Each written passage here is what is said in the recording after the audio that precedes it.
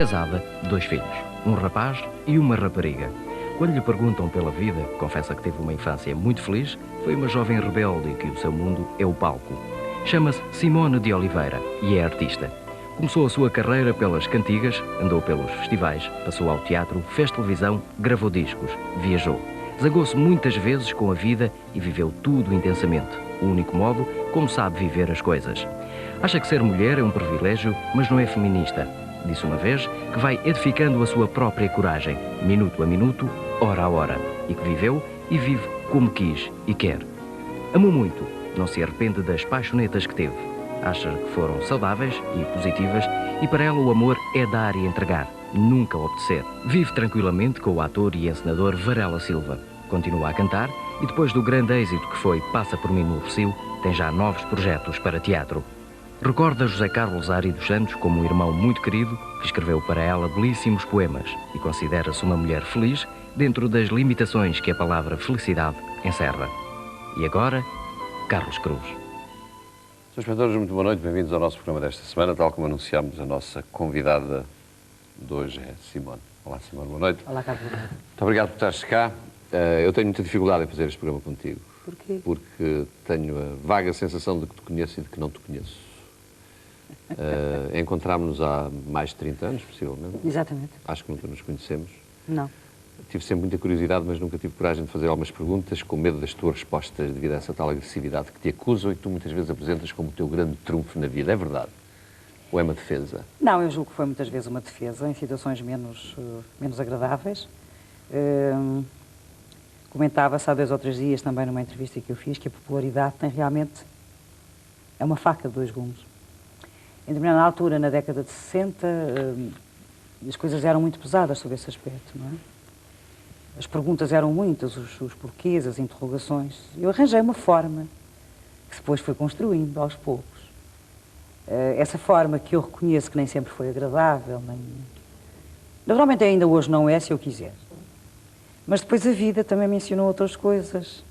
Ensinou-me a ter um pouco mais de tolerância e a aceitar mais facilmente os calcanhares dos outros, até porque eu própria tenho muitos calcanhares. É só isso. Não, Simone, mas isso não era extremamente pesado viver o dia-a-dia, tentando essa tal forma que tu disseste? Como é que compensavas isso depois nos teus momentos mais interiores ou mais sós? Ia para a Galeria 48, cantava imenso com o Carlos do Carmo, bebia um whisky, falava com os amigos, estava à volta por cima e já está. É? É. E ficavas satisfeita, acordavas feliz no dia seguinte? Sim. Eu não tenho um acordar muito agradável, Carlos. Não. Sou uma pessoa de humor muito balançante. Tenho as minhas raivas, continuam cá, imensas, caladas, algumas em cinzas, outras ainda fogaréus muito grandes. Mas depois, com o correr da manhã, vou acertando o passo, não pelo relógio, mas talvez pelo sol, e depois eu acho que a noite é o meu mundo, embora hoje faça uma vida muito mais diurna que noturna. Eu continuo a achar que a gente da noite é a gente que me fascina, que foi a noite que me deu vivências muito, muito agradáveis e muito bonitas. Foi através da noite que eu conheci, por exemplo, a Maísa Matarazzo. Conhecemos. Lembras-te, com Então, não certeza. lembro. Foi na noite que eu encontrei um baterista que ainda hoje recordo, o Rueda. Rueda. As guitarras e as violas, quer se queira, quer não se queira, à noite tem outro tocar. Simone, mas isso, eu percebo isso, que eu adoro a noite. Eu sei. Acho que este mundo foi feito de noite. Quem quer que o tenha feito deve ser capaz inspirado à noite. disso. Mas pessoas como tu, que confessam que inclusive terão adotado formas agressivas de aparecer junto dos outros como defesa, a noite não é um bocado também isso, não é defesa no sentido de refúgio? Também. Onde os contrastes são menos evidentes, onde é mais difícil definir as pessoas e, portanto, Onde nos se apaga aceitamos tudo. mais. Apaga-se tudo com a noite. Nomeadamente os defeitos. Sim, os defeitos apagam-se. Ou porque nós queremos que eles se apaguem, fazemos por isso. Ou porque as pessoas que nos rodeiam, com uma espécie de cumplicidade, esquecem-se desses defeitos. E todos nós temos muitos. E também é a hora do desafogo. Se tu acabaste de fazer um espetáculo complicado, se as coisas não te correram bem, se as coisas te correram muito bem, são 2 coisas que acontecem também com muita frequência. São coisas que se Que é tocam. difícil de explicar. É muito difícil de explicar. As anti-euforias e as euforias que se coincidem. São os Não dá extremos para que se tocam. explicar. Dá para explicar quando a gente poisa, quando tira a maquiagem, quando olha para a cara de um amigo, quando pergunta, pá, como é que foi? E depois há um que diz, o teu pé estava mal, diste mal aquela cantiga, não devias ter feito aquele gesto, que é uma coisa de que eu sou acusada com muita frequência, como tu sabes, é de mexer muitas mãos. Lembro-me, há um programa meu, com muitos anos, que foi transmitido para aí, numa tarde, há 3 ou 4 anos, eu estava em casa e eu estou com as mãos atrás das costas, porque o Fradique me gritava no estúdio, não mexas as mãos, não mexas... E eu, então, definitivamente, mãos atrás das costas. Esses pequeninos e grandes nadas de que é feita toda a nossa vida, sobretudo do mundo do espetáculo, têm estes balanços todos. Talvez eu tenha sido menos agradável, talvez eu tenha batalhado muito por coisas que na década de 60 eram difíceis. Pronto. Por exemplo? Por exemplo. Ser mãe solteira? A mãe solteira, quer dizer, essa história da mãe solteira também é uma daquelas coisas que me dá imensa vontade de rir. Quer dizer, as pessoas são mães ou não são mães? Que é cá saber se sejam solteiras, casadas, viúvas ou divorciadas, são mães. Acho que não se tem que pôr... Sabes que isso às vezes pesa, ainda hoje. Eu sei. Tens a história daquela série com a Candice Bergen, Murphy Brown. Sim, que levantou-se, lemos, mas isso há que mudar aqui a massa cinzenta das pessoas. Felizmente não somos americanos. Não há que mudar é as mães são só mães. Mas essa teoria é ótima, conta lá. É-se mãe ou não se é mãe? Só, mais nada. Eu achei que era muito importante na minha Mas vida. teve algum peso, de qualquer forma. A tua vida foi sempre muito comentada, sabes disso? Sim. assim Teve os pesos todos, as pessoas... religião católica, com quem eu tive diferentes, e toda a gente sabe, muito grandes, ainda mantém os mesmos diferentes. Acusou-me muito nessa altura.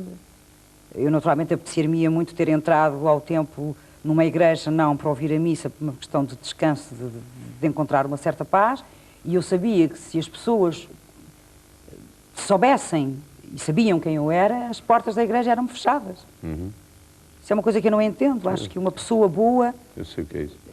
Sabes isso? Quer dizer, eu acho que Cristo existiu.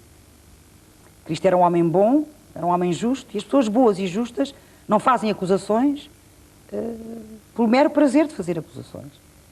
Foram feitas muitas vezes, com alguma violência, desde eu ser gorda, a eu me chamar Simone, que é o meu nome de batismo, a ter o meu jeito de cantar, que era o meu, e que acho que se mantém até hoje. De ter amado os músicos e os poetas, de achar que os carpinteiros também fazem parte da minha vida, e os eletricistas, e o homem que leva ao cabo, e as costureiras de camarim, e de achar que os meus filhos e os meus pais eram, e foram e ainda são, o sustentáculo de alguma coisa que eu possa ter construído. Se eu não tivesse aquele pai e aquela mãe, eu não estava hoje aqui contigo, não estava. Eu ontem estava a arrumar uns papéis, porque... com certeza melhor do que eu, sabes, vão-se acumulando papéis e discos e coisas de teatro e bilhetes e peças que se fez e retratos. E fiquei no meio daqueles retratos, no chão, e comecei a chorar. Não era nada por ver fotografias minhas com 22 anos ou 23 e sem rugas.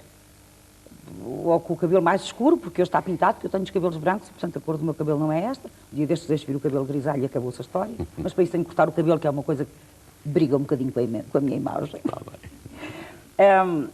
E fiquei ali assim no meio daquelas fotografias, feita pateta, a pensar assim, a quem é que eu deixo isto tudo? Valeu a pena, não valeu a pena? Para mim valeu a pena. E de repente é uma vida toda. Se tu pensares que eu canto há quase 40 anos, se tu pensares que eu começo quando começa a televisão, que não era nada, que era neste teatrinho da feira, mas no antigo, e que as pessoas diziam assim, agarra aí o microfone com um cordel, anda cá, espera aí. Era assim que se fazia.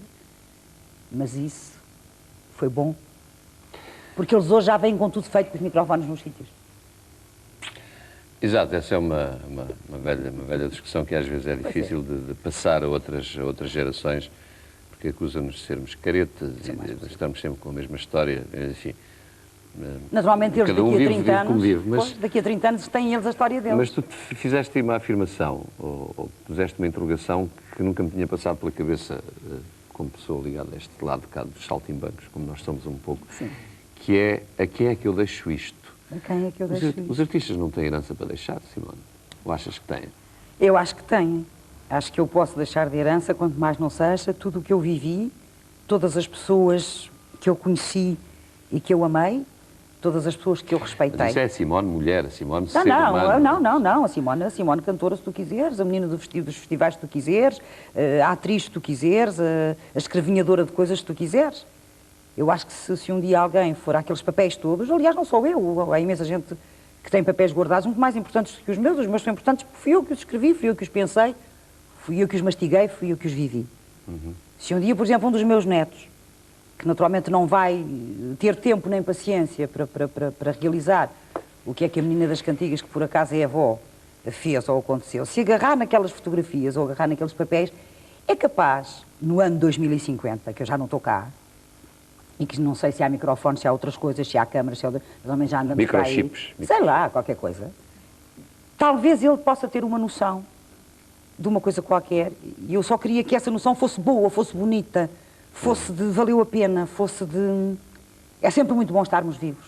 Mesmo quando a vida é complicada, mesmo quando as coisas são torcidas, mesmo que nós não saibamos viver, muitas vezes as coisas passaram-nos ao lado.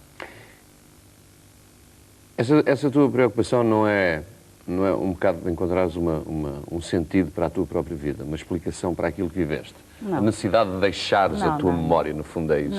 Não. A memória das pessoas é muito curta. O tempo apaga. Pode deixar recordações, se tu quiseres, no meio de um livro, no meio de uma gaveta. Mas o tempo apaga muitas coisas. Não tínhamos ilusões. Só ficam os eleitos.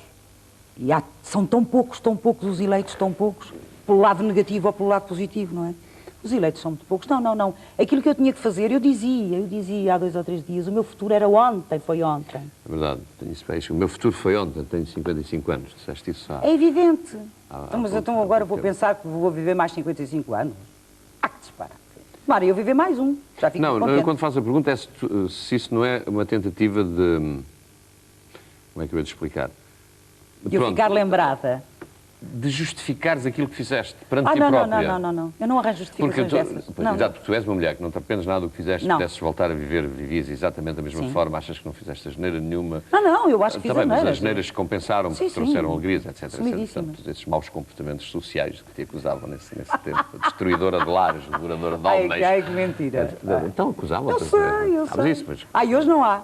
E hoje não há. Continuas com esses Não, hoje não há outras pessoas que sejam, então sou só eu, quer dizer, eu não sei, eu como homem seria devorado, mas não passa-me ao lado isso, não tem nada a ver com isso. Que engraçado, isso é uma das coisas. Não, mas no fundo era isso que eu estava a dizer, que era, quando tu olhas para aquelas fotografias e para aquilo que tu dizes e começas a chorar e dizer, quem é que eu vou deixar isto? No fundo estás ali perante o espelho da tua própria vida. Sim, perante mim próprio. E a pergunta, sabes que o subconsciente prega-nos muitas rasteiras, não é? E quando a gente diz, a quem é que eu vou deixar isto, não querá dizer, isto vale a pena para alguém, isto é, valeu a pena ter vivido isto de forma a que eu possa deixar. Valeu. Essa é a dúvida que eu estava a pôr. Valeu. Acho que valeu. Acho que o facto de eu ter 2 filhos já chega. Podia não ter cantado, podia não ter representado, podia não estar aqui a falar contigo. Isso para mim, sim. Isso para mim é o meu passar de testemunho, são os meus filhos. E como consequência disso, os meus netos, é evidente. Não nada as cantigas, é tudo efêmero. As palmas, os brilhos, os focos, isto. Sabes que agora ando numa fase muito esquisita da minha vida, que ando a citar coisas que outros escreveram. Então cita. E vou-te citar um escritor então, que é o Jorge Duhamel. Ai, que bem. Estás a ver, que tem um nome ótimo, que diz que a memória é uma rede que nos envolve, através de cujos buracos se vão perdendo os grandes prémios da vida. Então não está certo, não se olha. E acho que ele tem toda a razão. Daí a gente ter que se agarrar a algumas coisas. Bom, disse naquela abertura, em relação à qual não fizeste nenhum comentário negativo, parece que em princípio estás de acordo com aquilo que se disse a teu respeito, tiveste uma infância feliz. Felicíssima.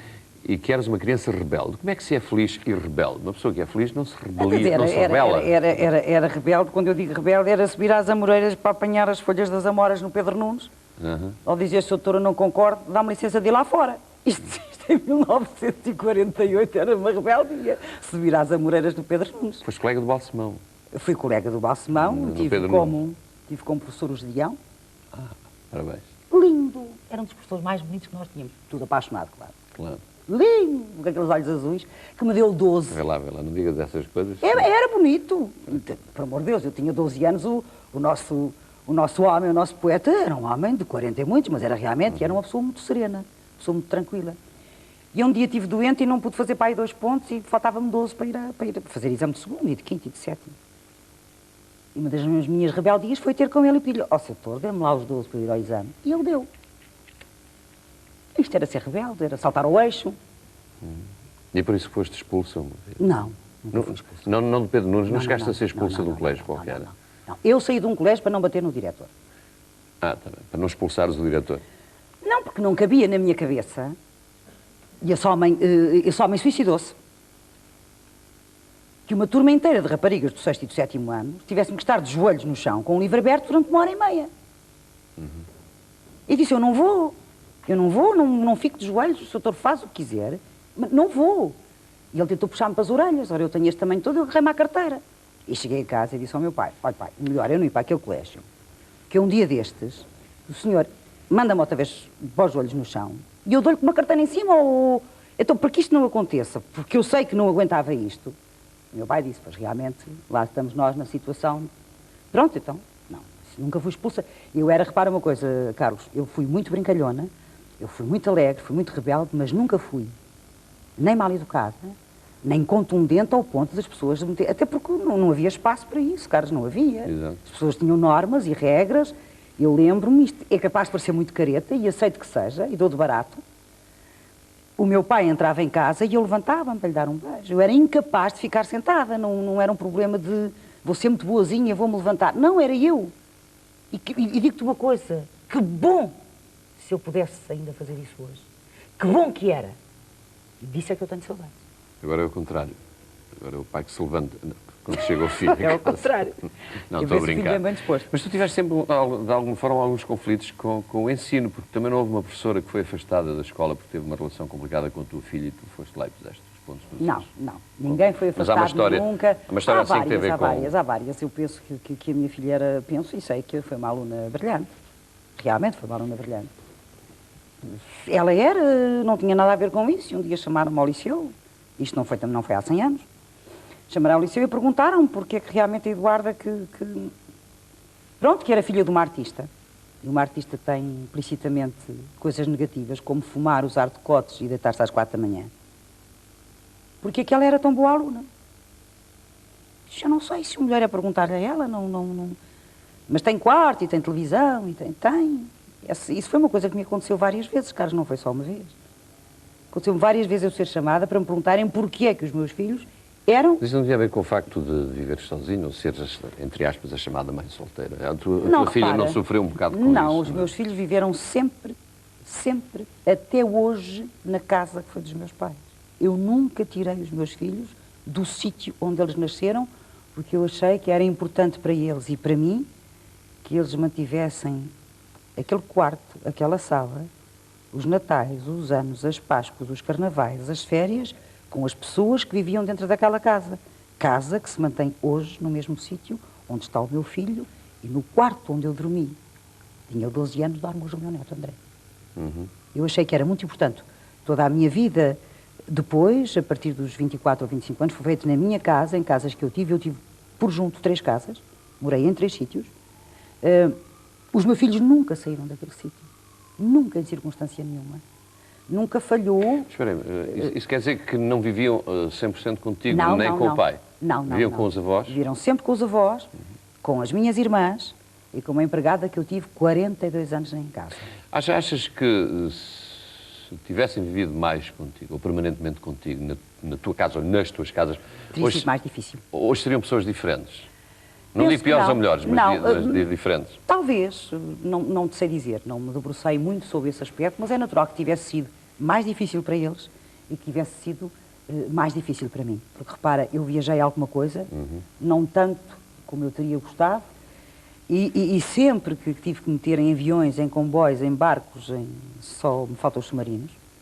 Estás a tempo. Estou a A tempo, Marinha já tem 2. Medo, pânico. Não, mas põe-se uma âncora atada cá acima e eles flutuam. Sei lá, e depois ficam lá embaixo. Sempre que tive que fazer essas coisas todas, e tive que viajar, e tive compromisso, e tive horas tardias, como tu sabes, eu tinha a certeza de que eles estavam muito bem. E embora eu telefonasse todos os dias e tenha gasto rios de dinheiro, não era só para dizer olá, estás bom, era para perguntar como é que tinha sido a cópia, para perguntar se tinham entrado em casa nos bons termos, e não, se as pessoas estavam bem, se a bem-vinda, que era aquela empregada que eu amo e que está há algures por aí, eu sei muito bem onde é que ela está, com 83, 84 anos, e que eu amei. Foi lá para casa quando eu tinha 7 anos. Eu sabia que tudo aquilo estava Pois, certo. isso também é uma garantia, porque hoje em dia não há esse Evidente. tipo de personagens Não. na vida portuguesa. Não há. Eu As tive amas, essa que no sorte. fundo eram as Sim, segundas mães. Eu tive essa sorte. Eu tive realmente a sorte de ter ao meu lado pessoas que me amaram muito, que me respeitaram muito, mesmo sem entender, que respeitaram as minhas vivências, os meus quereres, os meus caminhos, dizendo de vez em quando qualquer coisa, dizendo, vê lá, e que tiveram outra qualidade. Eu deixava, havia normas, eu acho que as pessoas, tudo na vida tem normas. Tu tens horários para cumprir, eu tenho, todas as pessoas que estão aqui a trabalhar têm. Aquela casa foi uma casa com normas, sem ser em excesso. Eu saía e um dos pequenos dizia, ô avô, deixa-me lá ver os bonecos animados. Isto em cima da hora de jantar, como tu sabes. Exato. E o meu pai dizia, a que horas é que a mãe disse que vocês tinham que ir para a cama? Ele disse, 9 horas. A mãe disse, está dito. Eu tive essa sorte também. Tudo isso fez com que realmente os meus filhos tivessem tido um caminho, não digo fácil. Olha lá, aquela tipa a cantar desfolhada que é a tua mãe. Isso aconteceu. Eles souberam dar a volta a isso. Souberam responder ou não responder. Por eles próprios ou porque de alguma forma achas que o teu pai e a tua mãe os ensinavam a dar a volta? Não, por eles próprios e por mim. Foram vendo as coisas que eu ia dizendo. Foram observando como eu falava, como eu respondia, o pequeno gênio que eu tinha. Ontem, a minha filha que vive no Luxemburgo que me disse, a mãe, vai falar com o Carlos, veja lá como é que se porta. E como eu sei que isto é transmitido lá... Exato, através da RTPI. Boa noite, Luxemburgo. Como é que se chama a tua filha? Maria Eduarda. Maria Eduarda, boa noite. Um beijinho. Tu também está-se a portar lindamente, porque ainda não chegámos à terceira parte, que é quando as pessoas começam a portar mal neste programa. É capaz de ser difícil. É capaz de ser difícil. Capaz de ser difícil. Olha, tens encontros regulares com os teus filhos? Credo, toda a vida tive. Não, mas a tua filha vive no Luxemburgo, vais ao Luxemburgo, ela vem cá. Sim, ela vem cá, eu vou ao Luxemburgo, vamos a correr em aviões, telefonamos 2 vezes por semana. O que é que falam? Do que é que nós falamos? Olha, de como é que correram as vidas profissionais e pessoais, se o miúdo está bem ou se está mal, se ela comprou um púcaro ou uma chávena nova que pôs naquele sítio que estava lá atrás da porta, que eu quando lá estive há 6 meses por acaso encontrei. Se o irmão está bom, é evidente. O irmão que eu também vive no Luxemburgo? Não, o irmão vive cá. Isso perguntei ela. Perguntei ela. Então como é que está o humano? Continua-se a tratar por E humano. com o teu filho encontras-te mais frequentemente? Com o meu filho encontro-me. Não digo todos os dias, o Pedro é um senhor casado, tem um filho, um senhor engenheiro, um senhor engenheiro. É um tipo muito sério, sabes, muito macambúzio. E que há uns anos, quando eu fui para Caracas, ele dizia, a minha mamãe está em Carcaças. Não havia nada a fazer, emendavas a palavra e ele dizia, não, eu sei muito bem que a minha mamãe está em Carcaças. E ficou a minha ida a Carcaças. Nunca lhes passou pela cabeça cantar? Nunca se pôs essa hipótese lá em casa? Não, nunca se pôs essa hipótese lá em casa, embora a Eduarda fosse uma rapariga que cantou muito bem, que aprendeu a tocar viola e que de vez em quando, em dias mais intimistas, me acompanhava por graça. Ela é psicóloga, acho que escolheu o seu caminho. Achas que isso ajuda na vossa relação, ela, ser psicóloga? Oh, caramba. Achas que ela te Mudar psicanaliza? cada lição. Sim.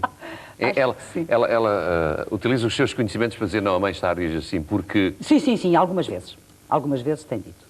A nível técnico tem dito. Mas depois tem uma certa dificuldade em entrar a nível técnico comigo, porque eu aí... As tuas defesas vêm. Oh! Então os 55. É muito difícil uma pessoa revelar-se perante os filhos, ou não? Não. Os meus filhos sabem tudo de mim, Carlos, por muito estranho que possa parecer. Saberem tudo de ti não quer dizer que tu te reveles. Não, em relação a eles, sim. O que eu fiz de bem, o que eu fiz de mal. Onde eu errei, onde eu posso ter errado, onde eu podia ter feito melhor e não fiz. Mas eles sabem isso... Porque eu contei, fui contando ao longo da vida. Mas contaste com o teu peso de análise e com os teus valores morais em cima, ou não? Ou disseste, pronto, também fez isto, ou disseste, também fez mal isto? Terei dito das 2 maneiras. Em ocasiões terei dito, olha, eu acho que a mãe fez mal isto, noutras ocasiões terei dito, olha, isto foi uma grande chatice. Eu só pude resolver assim. O que é que vocês acham? Eles ouviam passivamente ou conversavam contigo? Não, nós conversamos muito, nós cavaqueamos muito, nós temos uma intimidade bonita, às vezes com um certo toque de violência por dentro. E quando eu digo violência por dentro, ninguém fala, não é preciso falar. Acho que olhamos uns para os outros 3. E temos realmente uma coisa que eu não sei definir, que é isto. Timidez? Isto achas que é timidez? Uma pessoa fechar-se pode ser. Uma Não, isto não quer dizer fechar-se. Simone, vamos fazer aqui o nosso primeiro intervalo. A primeira parte acaba com a Simone de punho fechado. Vamos ver o que é que dará a segunda e a terceira. Temos ainda que falar, porque estamos na presença de uma mulher que diz que na vida não há tabus, ou pelo menos para ela nunca houve, e que em todas as idades vale a pena fazer o que nos apetece. E esta, hein? Como diria o Peça, até já. Fiquem connosco.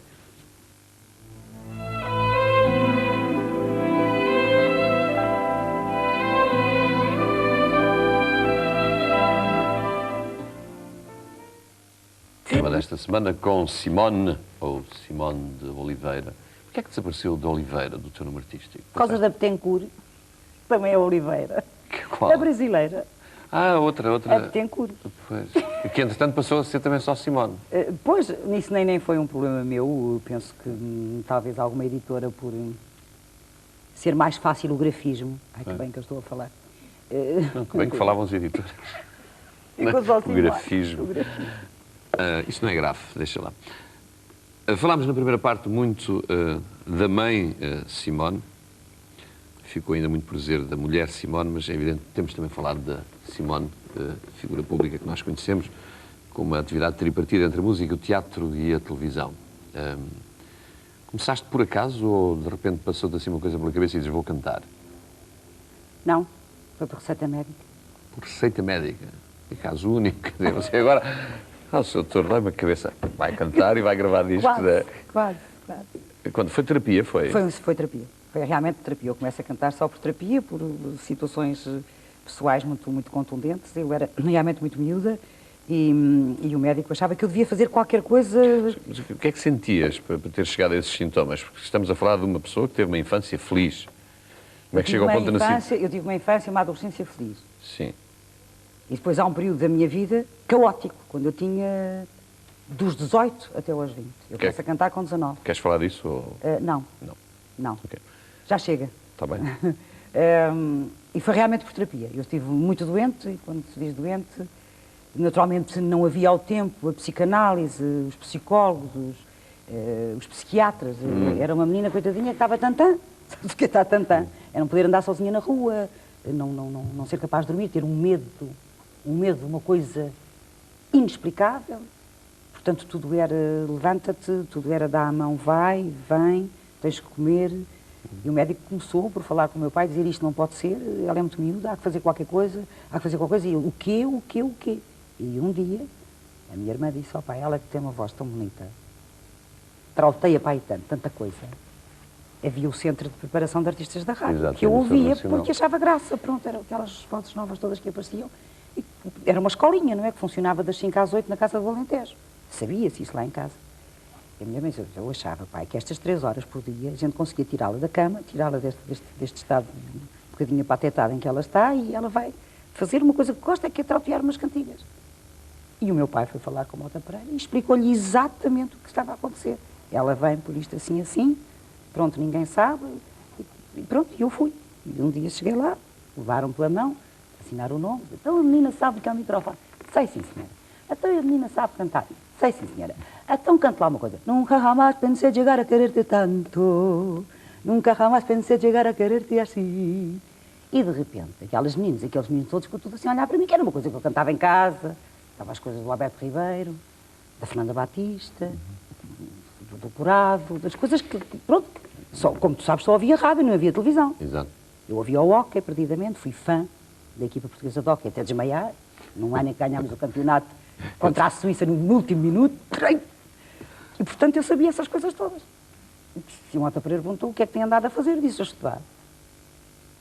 E depois passei a esses programas do Centro de Preparação, e acontece o primeiro Festival da Canção ainda sem televisão, em 57. E o Mota Pereira disse assim, olha, vamos pedir à então emissora nacional se dá licença que tu cantes 2 ou 3 cantigas porque acho que tu tens uma voz, não sei o quê. Sim, senhor. Sabia lá, quando vi a orquestra dirigida por Fernando Carvalho, joguei que morria, que eu tinha visto uma orquestra na minha vida. Há, nessa altura, uma coisa que me fascina, quer dizer, é eu conhecer pessoas que para mim estavam tão distantes como está hoje o Sinatra para mim, apesar de tudo. Não fui vê-lo, quer dizer, não pude ir ao estádio, estava a trabalhar, portanto continuo lá muito longe. Não perdeste muito. Sim, imagina. Eu sou fanático de Sinatra e também não fui vê-lo. Portanto, os Aznavours todos, e as Streisand, e as negras todas que eu adoro ouvir cantar, a minha raça toda que vem ao de cima. Portanto, e de repente eu ver o Tristão, e ver, sei lá, o Kellner, e ver o João Vilaré.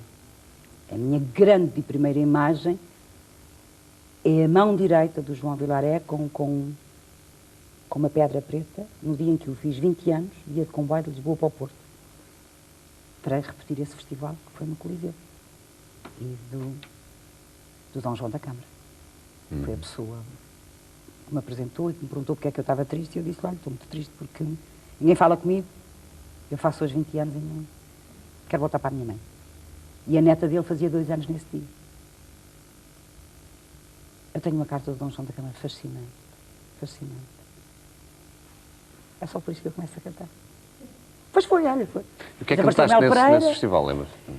A mulher, eu dou-te uma blusa, a mulher, eu dou-te uma blusa. Isso não Isto é uma coisa bonita. Isso passa em 57. 57. Eu estou em África nessa altura. Sim, nem estavas cá, parece depois. Não, mas já era nascido. Eu sei, só tens menos há poucos 5 anos anos. que eu. Tens menos 5 anos que eu. Está bem. E lembro-me em 58, se não estou em erro, de ter aparecido na rádio em Angola, terem aparecido alguns discos, onde aparecia uma nova forma de cantar, de que eram agentes 2 pessoas. Uma eras tu e outra era Maria de Fátima Bravo. Que teria sido nós todas aquela que, se a vida se tem proporcionado, teria ido mais longe. Pela sua figura, pelo seu estar, é uma mulher que eu admiro muito, ainda hoje, ela sabe. E que estreia no dia em que eu me estreio no Cinema Império, a cantar essas 3 cantiguinhas, é o dia em que ela estreou Vocês Sabem Lá. Exato. E é essa a primeira Vocês canção lá, que aparece lá. É grande. É uma revolução. Reviravolta. Eu estava lá e não é explicável o que aconteceu com Vocês Sabem Lá. Não é explicável. Até porque a Maria de Fátima aparece também com uma saia e com uma camisola. Porque usavam-se muito os vestidos apanhados em baixo, abajur. Sim.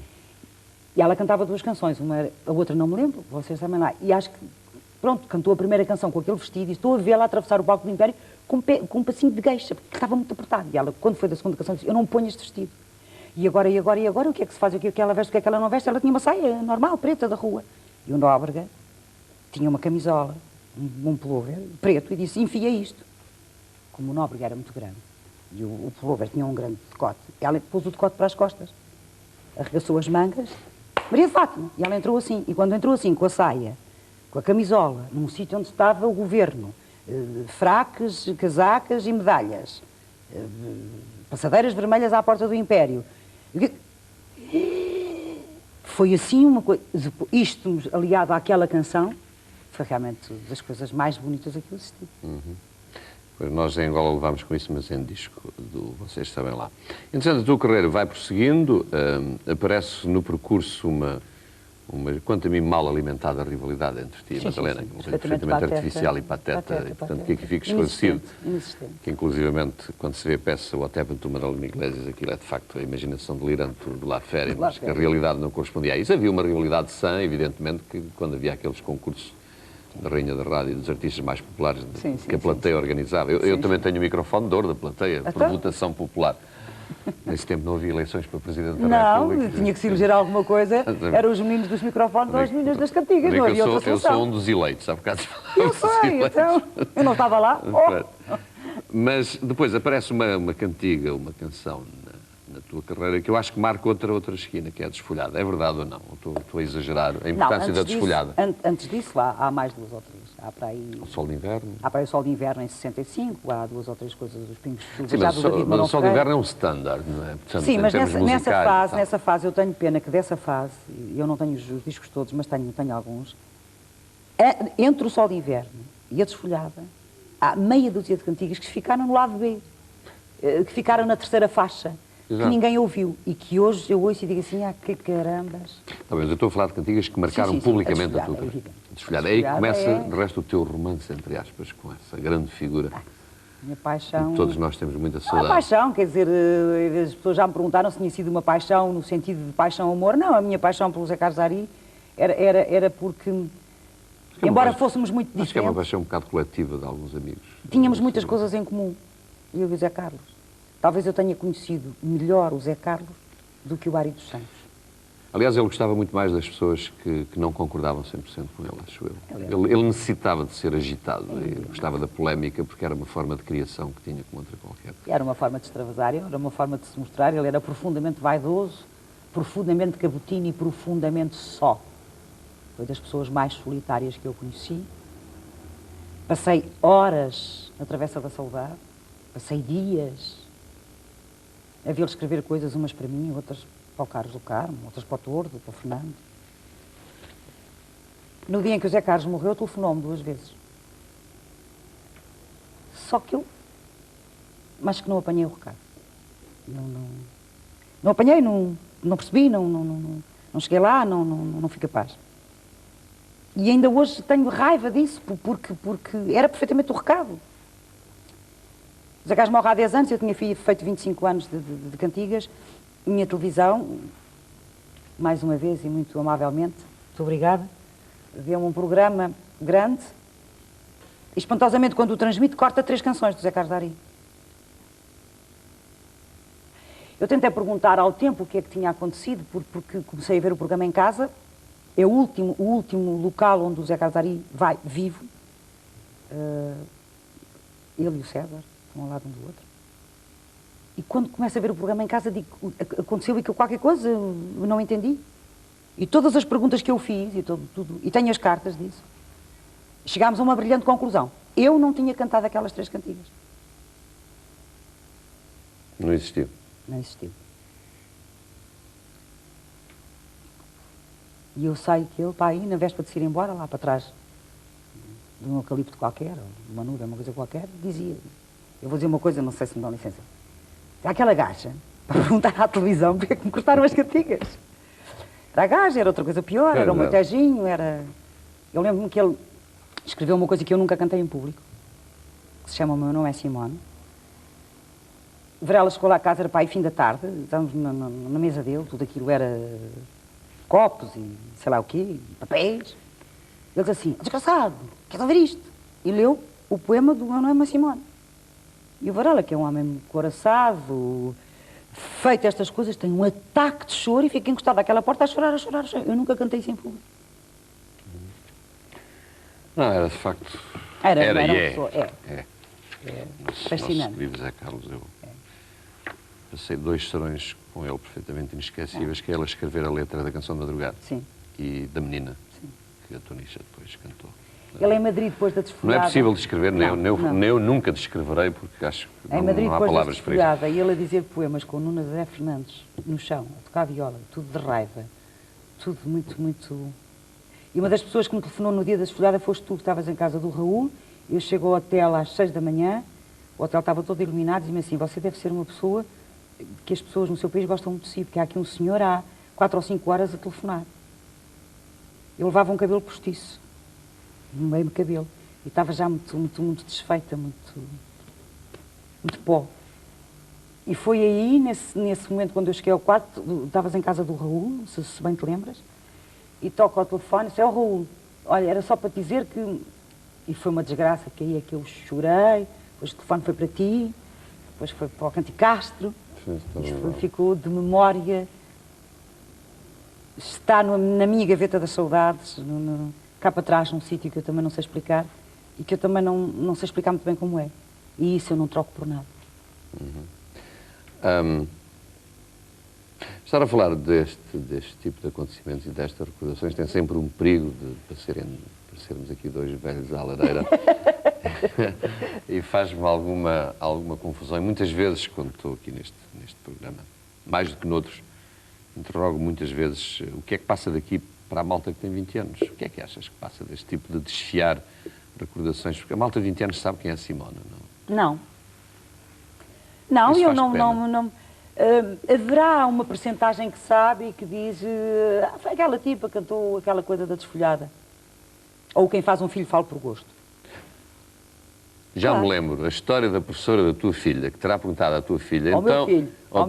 Teu filho. É que a mãe vai fazer amanhã. É em agosto, este agosto. A mãe vai fazer um filho por gosto. Ele tinha um guarda-chuva na mão e bum, para a cabeça abaixo. É isso, afinal, não era tão mentira como eu pensava essa história.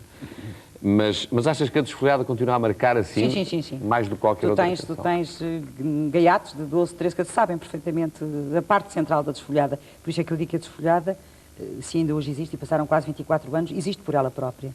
Pela força que teve dentro do contexto ao tempo. Não te esqueças que estamos em 69. Exato. É evidente, isso tem muita força. Hoje, se fosse uma cantiga cantada hoje, não teria aquela força. E hoje... Não sei, apesar de tudo, não eu sei, eu também não acho sei. uma cantiga muito forte. Há duas ou três, como a Canção de Madrugada. A Canção de Madrugada é uma obra-prima. Só pode ser aquelas palavras só podiam ter saído da cabeça do Ari. E mais, e aquela música só poderá ter saído da parelha.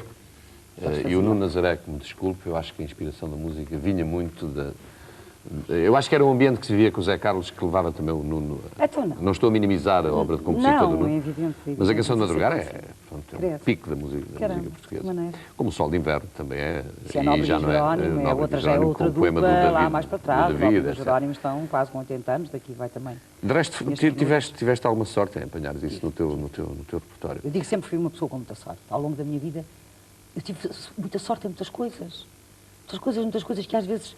Repara uma coisa, quando eu estreio o Lado a Lado não foi escrito para mim, foi escrito para a Fátima Bravo. Exato. A Desfolhada não foi escrita para mim. Essa eu não sabia. Não. Eu nem sequer estava indigitada para entrar no festival. A Desfolhada, como grande parte do público sabe, foi escrita para a nossa atriz Elisa Lisboa. Não sabia. Que paralelamente com o festival tinha uma estreia de teatro. E optou. Possivelmente terei sabido isso na altura, mas para mim a Desfolhada é assim. E eu vou fazer uma substituição. E a força toda, o desvario, o disparate com que eu canto a Desfolhada no São Luís, houve vários fatores. Um deles era eu saber muito mal o poema. Eu sabia a pensar. Lábios de moço, eu não sabia, não tive tempo. E quando chega a meio da canção, quer dizer, estou quase, e quando acabo... Uma das razões daquela força toda, uma delas, foi isso. É o destino? Eu acredito. Ou foi coincidência? Sei lá, eu acho que acima de nós não me perguntes o que é. Pode ser o sol, o Buda, Alá, a força cósmica, o que tu lhe quiseres chamar. O livro, o copo, a água. Agora, que lá sai. E que escreve um determinado percurso das pessoas. É evidente que nós temos alguma força para às vezes... Contrariar esse percurso. Contrariar um pouco. Porque se vamos na onda toda, repara, se eu tivesse ido na onda toda, eu costumo dizer que gosto de mim. Definitivamente eu gosto de mim. E não é bom gostarmos de nós? Porque se eu não gostar de mim, não posso gostar dos outros. Acho que estou muito bem dentro desta pele. Pronto. Depois há ocasiões em que não gosto nada de mim. Danadíssima, furibunda. Isso é outra história. Mas se eu tivesse, em determinada altura, ficado... Se eu tivesse ficado no Sol de Inverno, se eu não tivesse arriscado tudo, sujeito a todas as críticas, a todas as malcrenças, a todas... Está gorda, está magra, porque é que foi cantar o Eugênio de Andrade? Disparate, anda aí uma senhora a dizer que gosta de cantar coisas. Eu não tinha chegado aqui a estar a falar contigo. Se calhar tinhas, de outra forma. Eu não trago aqui só pessoas que cantam Eugênio de Andrade. Não é isso, não é isso. Estou a brincar. Estou a brincar. Diz. Força. Não, é que estou aqui a olhar para a tal frase que citei quando fechámos a primeira parte, que é uma afirmação tua, segundo a equipa, aliás, fabulosa, que faz este programa, investigou, e que me deixou aqui esta nota. Todas as idades são boas para as pessoas fazerem aquilo que realmente têm vontade de fazer. Isso tem a ver... Sem dúvida. Isso tem a ver com o tal percurso de que falávamos há bocado. Isto é, achas que as pessoas fazem porque têm que fazer? As pessoas fazem se querem fazer. Se arranjam dentro delas um imaginário qualquer, não é? Porquê é que as pessoas não vão fazer? Porquê é que... Aliás, tu acrescentas... Eu só não te digo, neste momento, vou para o circo, não tenho idade, não tenho braços, não tenho pernas para ir para o circo, mas porquê é que me haviam de criticar se eu me desse na bolha de fazer um palhaço? Porque tenho 55 anos, que abóbora, já basta o resto do país, que acha que a partir dos 35 as pessoas morreram todas. Ou então só se pode... Há aqui dois extremos. Ou tem que ser tudo para a juventude, e os meus respeitos à juventude, ou tem que ser tudo para a terceira idade. A faixa do meio. Então e agora? Então a faixa do meio está no poder. Eu não, que eu não quero. Achas que sim? Se calhar é por isso que está morta. Quer dizer. Nossa Senhora, eu estou vivinha da costa. O poder também mata. Oh caramba, de que maneira? Bom, Mas na sequência dessa frase dizes que terás tido, portanto, terás tido tu, os filhos que quis, como quis, quando quis, sim, senhora, e de quem quis. Certo, Para toma lá, Simone Dixit. Eu quis ter aqueles 2 filhos, achei que era importante naquela altura, achei que aquele pai daqueles 2 filhos era ótimo para ser pai dos meus filhos, e depois achei que não servia, passo o termo, tenho a maior ternura, a maior amizade com o pai dos meus filhos, o maior respeito, mas quer dizer, para mim não era possível mais acotovelar-me, pronto. Não tem nada a ver uma coisa com a outra, não foi, era muito mau, batia muito, é mentira. É mentira. Um dia chegámos à conclusão que, pronto, agora ficamos muito amigos, até amanhã. Até amanhã. Isso não é fácil, não é? Mas, não, não é fácil. Agora, o que é fácil na vida quando as pessoas têm que fazer opções? Fazer opções é difícil. Tomar decisões é difícil. Viver é muito difícil. Viver é muito complicado. Agora, se ficamos aqui, pronto, viver é tão complicado. Não sei estar assim, naturalmente teria sido mais fácil, naturalmente seria mais cómodo, naturalmente teria sido mais bonito, mais social. Pronto. Olha, não foi, e eu achei que era assim, e tive realmente aqueles 2 filhos, que para mim foi muito importante. Tem sido muito importante ao longo da minha vida, por companheirismo, por tudo, por ajuda, por interajuda, por venha cá, tome lá, e agora como é que a gente faz, e agora para onde é que a gente vai? Eu, se fosse sozinha... Nas tuas relações posteriores, nunca te apeteceu ter mais filhos, ou nunca encontraste mais nenhum homem na tua vida de quem gostasses de ter um filho? Talvez tivesse pensado nisso. Ou achas... eu acho que os filhos têm que ser do mesmo pai. Não era por aí que aí é a minha caretice. Exato. Aí é a minha caretice, os meus 55. Eu acho que, realmente, agora um filho de um pai, agora um filho do pai. Uma confusão. Pois os irmãos da ponta não são irmãos dos do meio, pois os do meio não são de forma saltada que ninguém te entende. Estás-te a rir, é verdade. Não é, o que estou a dizer.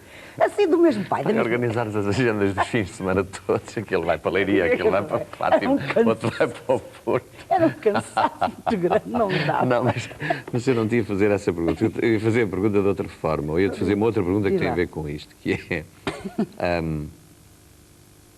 porque há pessoas que julgam que o ter um filho muitas vezes é um ato de egoísmo. Porquê? Como é que eu tenho de dizer? Portanto, tu resolveste não ter mais filhos ou não encontraste mais nenhum companheiro? Totalmente tive medo de ter. Eu gostava de ter tido mais um filho, não é? Honestamente. Porque às vezes acha-se que uma relação se cimenta com um filho. Mentira. Profundamente mentira. Nenhum filho faz a união de um homem e de uma mulher que não querem estar juntos. Jamais, em tempo algum. Há uma teoria americana agora, um artigo muito grande no Na Time, minha opinião, em que diz que uma das terapêuticas para as crises dos casais é terem filhos. Estás de acordo com isso? Não.